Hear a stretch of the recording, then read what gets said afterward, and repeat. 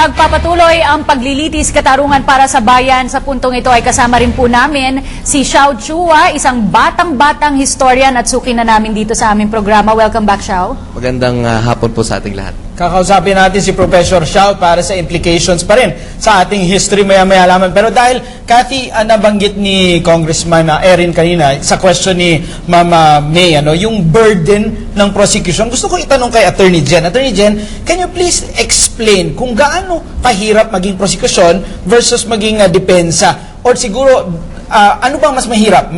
Mag-direct examination or mag-cross? In terms of leeway sa direct examination, sa cross, pakipaliwanag nga po yan at baka masagot nyo din po yung question, could they perform better this time around? Una-una, mas mahirap maging prosecution kasi pag ikaw ang prosecution, you have to make sure that all the elements for your allegations are present. Kailangan mapalabas mo lahat ito. Mahirap maging prosecution lalo na sa stage ng direct examination. Kasi sa direct examination, kailangan hindi ka lang basta nag-aakusa at kailangan hindi rin lalabas na idinidikta mo lamang ang sagot doon sa iyong testigo. Kailangan mapalabas mo ang lahat ng ebidensya, ang lahat ng elemento ng inaakusa mo sa tao sa pamamagitan ng pagtatanong. Mahirap mag-direct exam kasi yan yung tinatawag na you have to lay the predicate. O, saan ang galing tong tanong mo? Saan ang galing itong alegasyon na ito? So, circumstantial lahat yan hanggang mabuo na, oo nga, para itong puzzle na kailangan mong buuin ng bawat piraso. Sa parte ng defense lawyers, mahirap din kasi kailangan lahat ng inaakusa sa'yo ay mapawalang bisa mo sa pamamagitan din ng pagtatanong doon sa witness na iniharap sa'yo. At the same time, kailangan nakahanda ka rin na meron kang witness o mga papeles na magpapasinungaling doon sa mga alegasyon ng prosecution.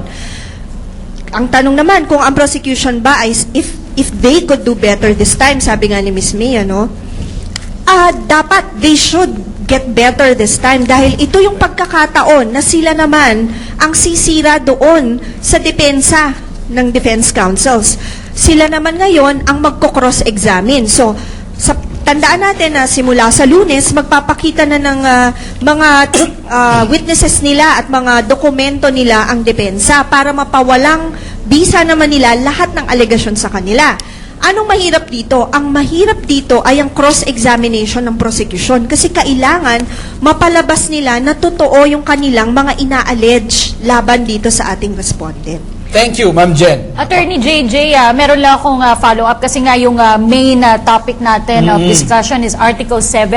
Ano nga ba yung mga mahahalagang points na kailangan nating matandaan tungkol dito sa naging pagtalakay sa Article 7 sa paglilitis? Okay. Bilang isang summary, sa Article 7, inaakusahan si CJ Corona ng partiality at bias dahil nag-issue siya ng temporary restraining order.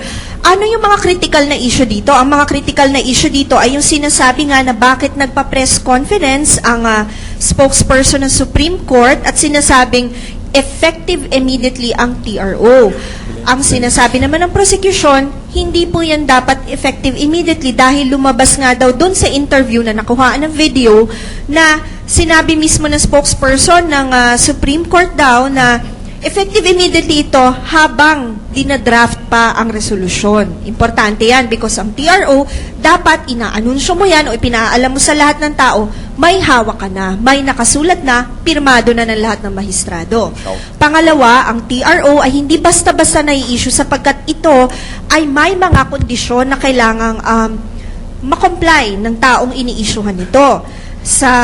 Noong nakaraang mga linggo, sinasabi nga na hindi daw na-comply yung mga kondisyon na inimpose dito sa TRO. Kagaya nga daw nung SPA, sinasabi kasi dun sa SPA na nakalagay doon, dapat daw mag-appoint sila ng tao na nagsasabi na maaaring mag-receive ng mga dokumento galing sa korte, na maaaring magrepresenta doon sa nasasakdal.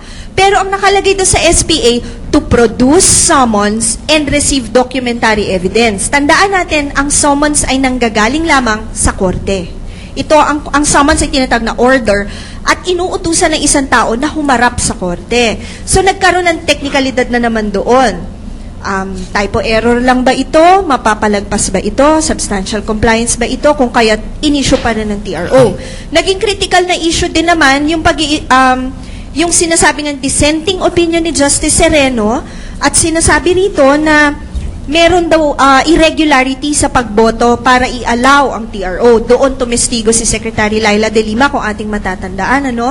At ang pinaka-critical dito mismo ay totoo bang napawalang bisa lahat ng testimonya ni Justice Secretary Laila De Lima? Bilang isang manunood, ito po yung totoong nangyari. Tinanggap ng Senado yung testimonya ni Secretary De Lima, ngunit hindi inaccept at tinanggal po sa record yung kanyang testimonya tungkol doon sa nangyayari sa loob ng korte dahil wala naman po siya doon sa loob. So ito yung mga highlights nung Article 7 natin. Thank you very much, Attorney Jen. Gusto kong tanungin si Historian Chua. First time ito na merong impeachment complaint na umabot sa stage na ito at nag-testify pa, Professor Xiao, ang mismong Secretary ng DOJ. How will history judge yung action ni Secretary De Lima sa araw na yon?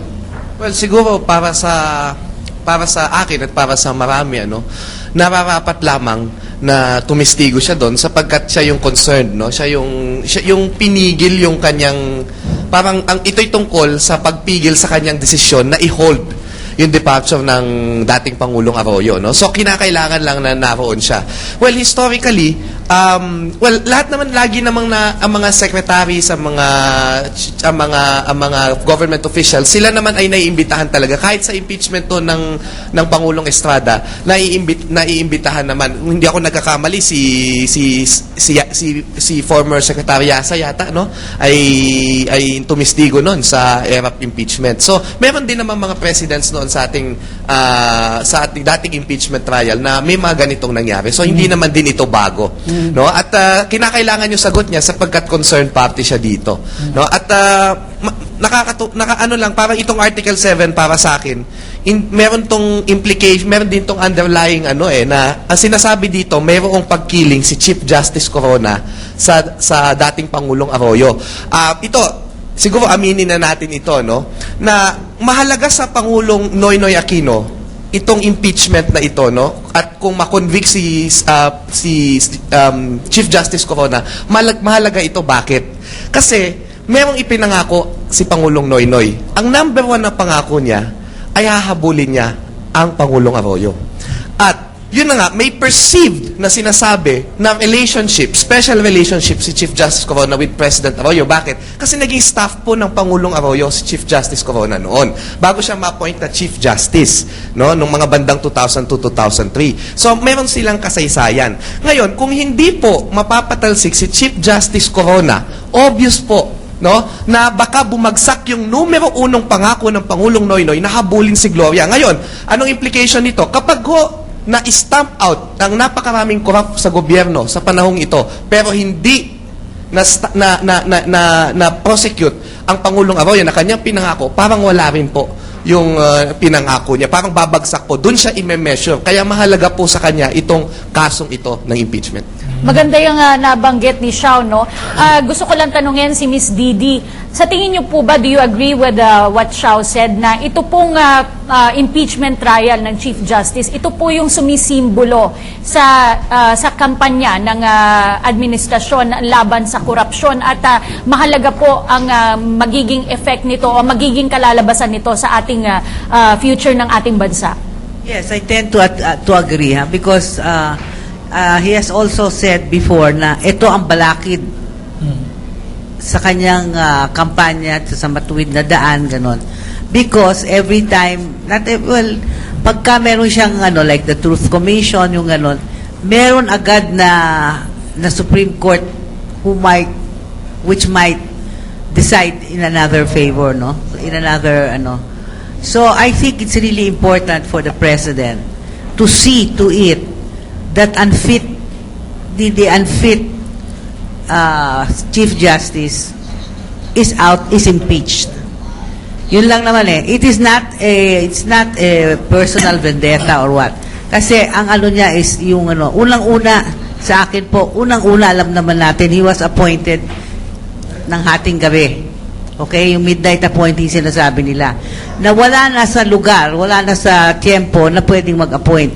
Kung noon ba, ito ho, on hindsight na lang, kung noon pa, nagkaroon na ng decency to the appointee to say, Ma'am, Mrs. President, salamat po, pero intayin na natin yung incoming President. Di wala tayong pinagkakaguluhan at saka Pero yes, it is important that the Chief Justice, whom we all perceive now and who has shown his unfitness for the position, be impeached in a proper political forum like the Senate. Sana harinawa po na mangyari na yon, di ba, May? Ms. Didi, may follow-up question po mula kay Wayne sa Pamatasang Lungsod ng Muntinlupa. Good afternoon po, ma'am. Ma'am, alam naman po natin lahat na ang Supreme Court is the highest law of the land. And we all know that there is a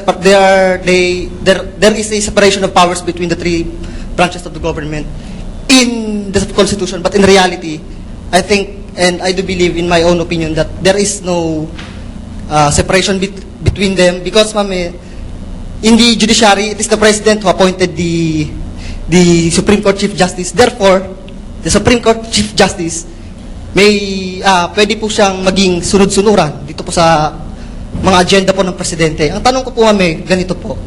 Yung yung in-issue po ng TRO ng Supreme Court ay naharangan po ng DOJ, which is under the executive branch.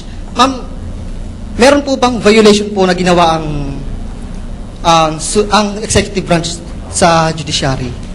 Wala naman po, kasi nga, as sabi mo, this is the, function yun ng executive branch, yung issuing ng DOJ, that was a function to go and prevent the flight.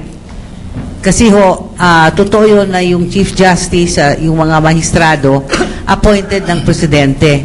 Kaya nga ho, dapat importanteng alamin natin na kailan ba ang lugar na pag-appoint ni Presidente. Lahat po naman yan dumadaan sa Judicial Bar Council, no? Kaya importante ho na yung ina-appoint dyan, men of probity, yung hindi na nababahiran ng na hindi natin kasi ayaw nga na ng mga katsokaran masyado. Maliit ho ang Pilipinas. Marami naman tayong talagang kilala na umiikot lang tayo, Pero yung Chief Justice, importante ho na like Caesar's wife, he or she must be beyond reproach. Kaso nga ho, nagkaroon tayo ng Chief Justice na meron ng na nagkaroon ng stain na. As sinasabi ko nga, midnight appointee na di ba? So ngayon, kailangan ho, linisin natin. Marami naman nagkaroon ng impeachment ngayon lang ng magistrado. Si Chief Justice Davide, kumontik ng ma-impeach, di ba? Dahil dinala na siya sa House of Representatives, pero hindi lang umandar yung kanyang kaso dahil walang ebidensya, walang numero.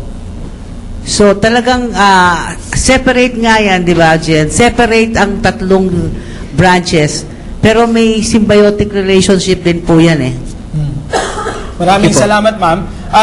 Kathy, we are joined by matagal na po siyang residente dito sa Pilipinas, pero siya po ay hindi Pilipino. He's a foreigner doing business in the Philippines. We have with us also, just coming in a few minutes ago, Mr. Peter Wallace. Thank you for joining us, sir. We will be... Very nice to be here and welcome. Kakausapin po natin si Mr. Wallace maya lamang.